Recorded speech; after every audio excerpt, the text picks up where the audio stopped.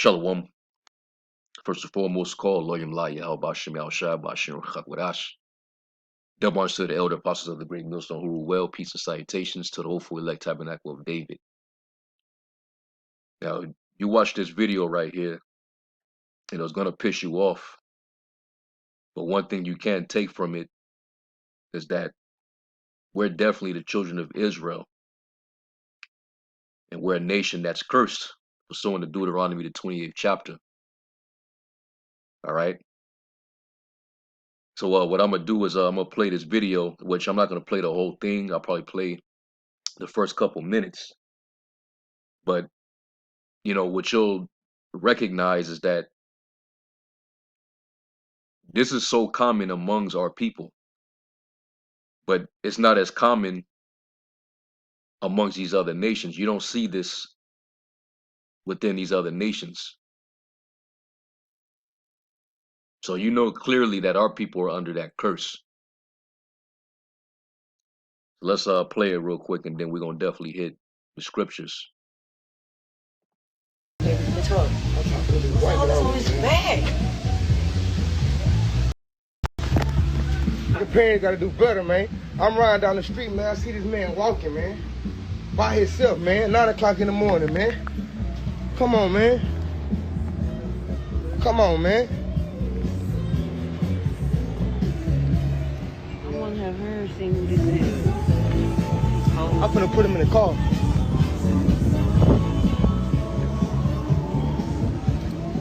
I found this baby walking down the street, bro.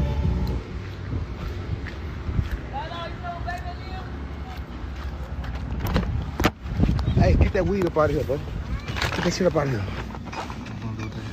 Yeah, get that whole ashtray up out of here.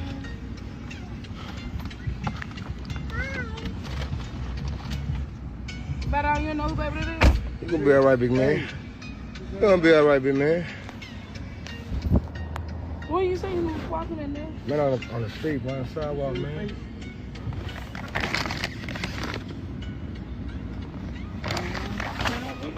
What area he was in? I already did, fool. Man, I can't do that nigga like that. I ain't No, finna- I'm saying we can walk around because I kids can't- they gonna Yeah, take I don't do them. that. Man, listen, man. Man, it's cold. I ain't gonna lie to you, man. I'm not finna. They would. Hey, man, listen, man. This man need to go to. He need to. Nah, they with me. They with me. Hey, he need to go to better care, man. I ain't gonna lie to you. I don't even feel comfortable giving it back to him. Well, you know who it is? Nah, I don't know who the fuck it is.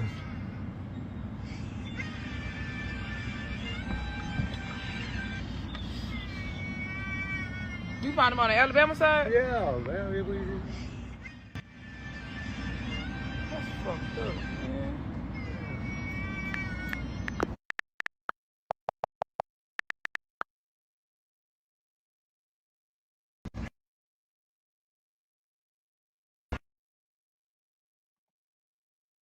Yeah, that's some fucked up shit, man.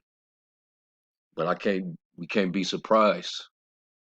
We're definitely a cursed nation. You know, whoever the parents are of this young male, you know, trifling, and they both need their asses beat. But you know, at the same time, we know what the curses say, man. See, you know, this child, he's neglected. You know, he's without care, and you know, normally those children that end up in that predicament, they usually tend to grow up and they become a product of their environment, or they become a statistic. You know, whether you know they you know end up in an early grave, or they become an addition to Esau's prison industrial complex. So, you know, Jake is born to a curse, man.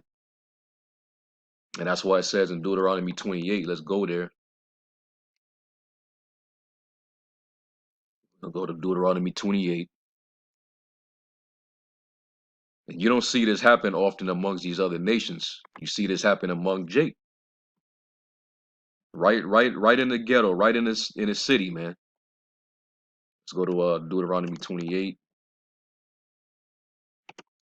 And Lord willing, the blue letter don't start tripping on me.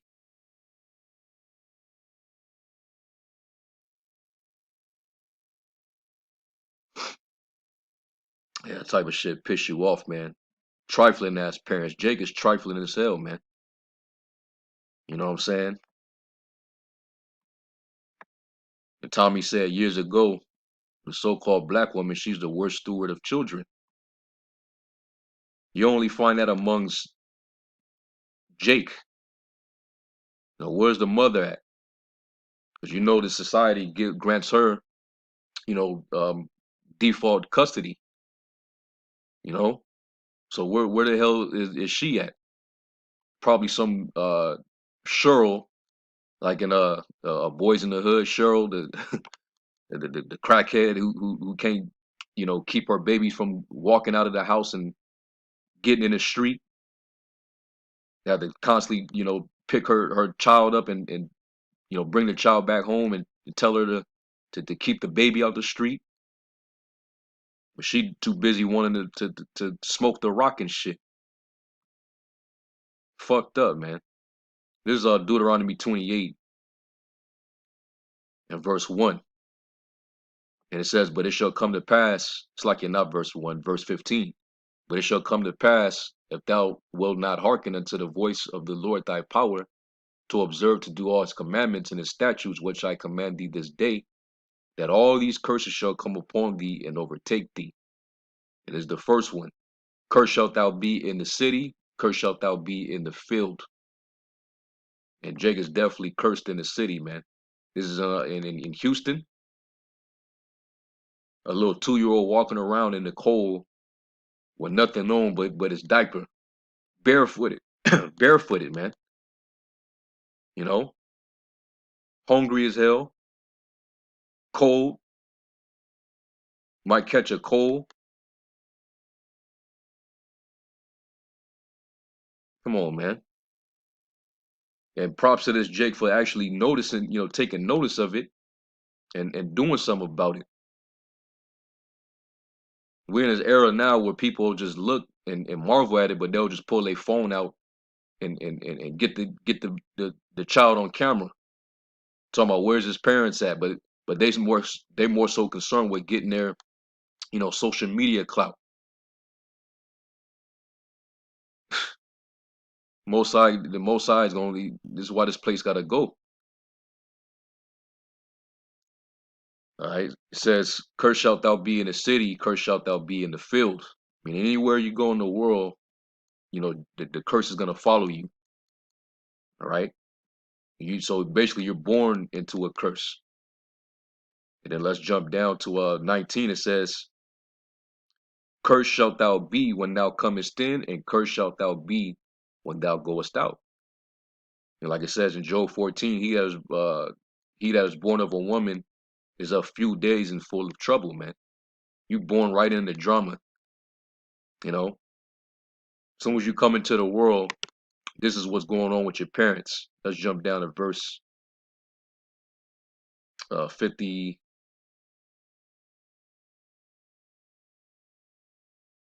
56. And it says, let me start at 54. Deuteronomy 28 and 54. Now, this is describing the mindset of our people when they're faced with adversity. And this is in case with, you know, when we were besieged, you know, we were cornered in our city. And, you know, when you get sieged, you know, you get closed in. All right. When they set up a trench and they make sure nothing comes in or comes out, they're really starving you. And this is the attitude that our people take under adversity. Now, this happened in history a few times, but this same curse of having that evil eye is upon us, you know, even when we're just, you know, dealing with drama or you know, we're dealing with situations that is beyond our control. our natural reflex is a instead of come together, we look at each other with an evil eye. Basically a evil mind towards one another. So this is what happens, man. Especially when our women, they become impregnated, and I guess they senses start kicking in because that's when they start to calculate everything. Is this individual that I'm with? Are we going to be long term? The man is thinking, well, shit. Do I have it to take care of this child? You know, he's looking at her with disdain. And more than likely because of this setup, because of this wicked system, she's going to use that child to have leverage and to usurp authority over him and attack his manhood, and he don't want to put up with it, so he normally leaves, and then she usually will just go to the state and get help. So let's read this. Deuteronomy 28:54 says, "So that the man that is tender among you and very delicate, his eye shall be evil toward his brother and toward the wife of his bosom and toward the remnant of his children, which he shall leave." All right. So, Jacob duck off because he got that evil eye. You see, he's out of sight. Now, this ain't the case for every single Jake household because men want to be in their children's lives, man. That narrative was built, you know, for years that, Jake is a natural deadbeat. He doesn't want to be around his children. He doesn't want to raise his children. But it's a lie. Normally, it's just some shit going on between Jake and his woman, and it's usually the state, the court, that gets in the way, and then they'll normally take the mother's side, and so she becomes the default custodian. Jake got to be given you know parameters of when he can go and see his son or his daughter.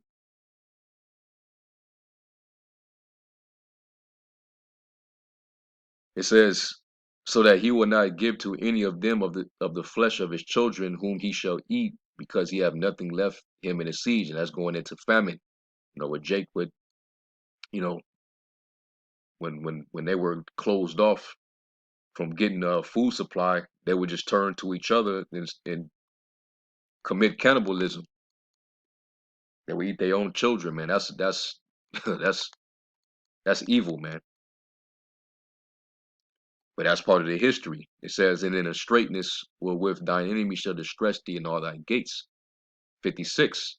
The tender and delicate woman among you, which will not adventure to set the sole of her foot upon the ground for delicateness and tenderness, her eye shall be evil toward the husband of her bosom, and toward her son, and toward her daughter, and toward her young one that cometh out from between her feet, and toward her children which she shall bear, for she shall eat them for the want of all things secretly in the siege and in straitness, wherewith thine enemy shall distress thee in thy gates. So you're born to parents that got an evil eye towards one another. All right. So all off top, you're born into a fucked up situation, a broken household, born into situationships, where basically you just happened because your parents were just caught up in a moment and they were horny. See, and so this type of shit happens, but there's really no care for that child. So let's go from there to let me get this in Lamentations. I think it's the second chapter.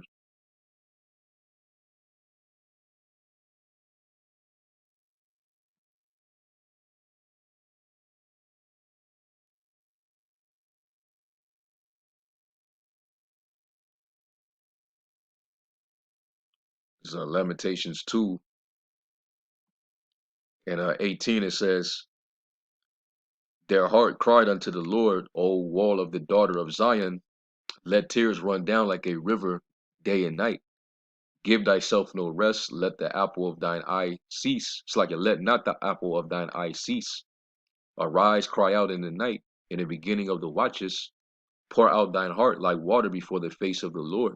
Lift up thy hands toward him for the life of thy young children that faint for hunger in the top of every street. See? And, though this is talking about us being in impoverished conditions and being in, you know, famine, being destitute, but you see Jake, Jake out there, man, a young child walking around without care, without parents, totally neglected. So he more than likely had, no food and is walking around in the cold, man.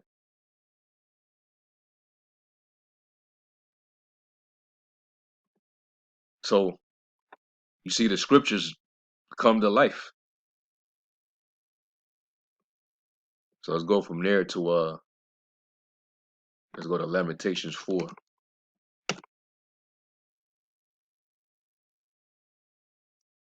Lamentations 4 and verse 3, it says, even the sea monsters draw out the breath. They give suck to their young ones. The daughter of my people has become cruel, like the ostriches in the wilderness. The tongue of the sucking child cleave to the roof of his mouth for thirst. The young children ask bread, and no man breaketh it to them. You know, and that's the fatherless. And the scriptures talk about having compassion upon the fatherless.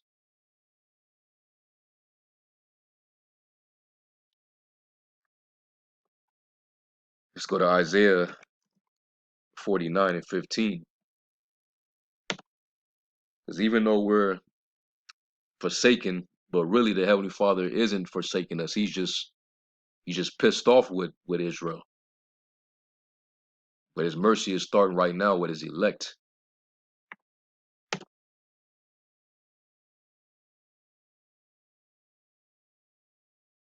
Yeah, here go the blue letter tripping again.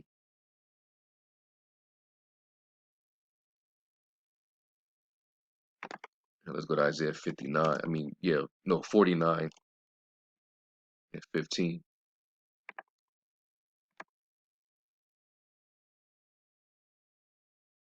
And it says, can a woman forget her sucking child, that she should not have compassion on the son of her womb? Yeah, they may forget, yet will I not forget thee. And, the Heavenly Father, they said that he will not cast away his people which he foreknew. That's why the Lord, made that covenant, that we would be under grace. And, through Yahushua, we would have mercy. And now, we're not forsaken. The Lord, bestowed upon us, this mercy, this knowledge, and he's bringing us back, man. All right. And, soon enough, we will no longer be up under that curse. When we're no longer under that curse, we ain't going to have these worries anymore. Broken households, gender wars, neglected children, that evil eye towards one another. And let's go real quick to Zechariah 8.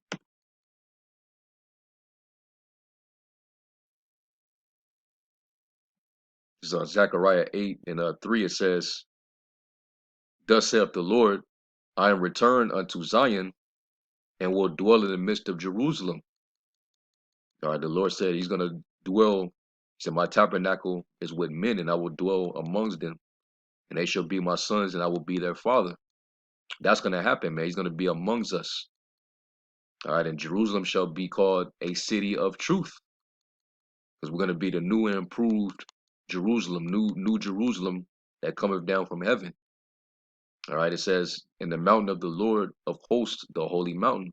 And that same mountain is going to be exalted on the top of the hill that all nations are going to have to come and seek. We have the truth, and soon enough, the world's going to be governed by the truth. And we ain't going to have these situations. We won't have these curses. Jake will no longer have to suffer, man. They're going to be born instead of, to a curse. They're going to be born to many blessings. And when our children are out there in the street, they ain't going to be walking around barefooted, cold, and starving. It's going to be joy. It says, thus saith the Lord of hosts, there shall yet old men and old women dwell in the streets of Jerusalem, and every man with his staff in his hand for very age.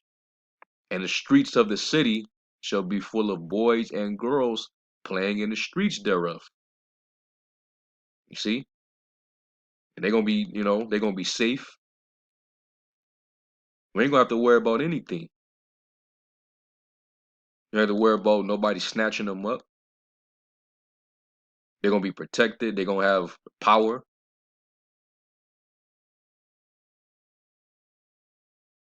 They're gonna have their own little personal slaves, all that, man. It's gonna be completely different.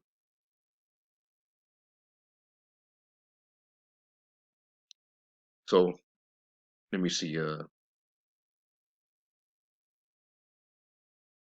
Verse 13 it says, and it shall come to pass that as you were a curse among the heathen, O house of Judah and house of Israel, so will I save you, and you shall be a blessing. Fear not, but let your hands be strong. So hey, it's coming, man. We're gonna be blessed and not cursed. Our women are gonna be a fruitful vine. We're gonna have plenty of children, and they're definitely not gonna be neglected, man. They're gonna be nourished. They're gonna be groomed up. They're gonna be trained in the law. They're gonna be righteous.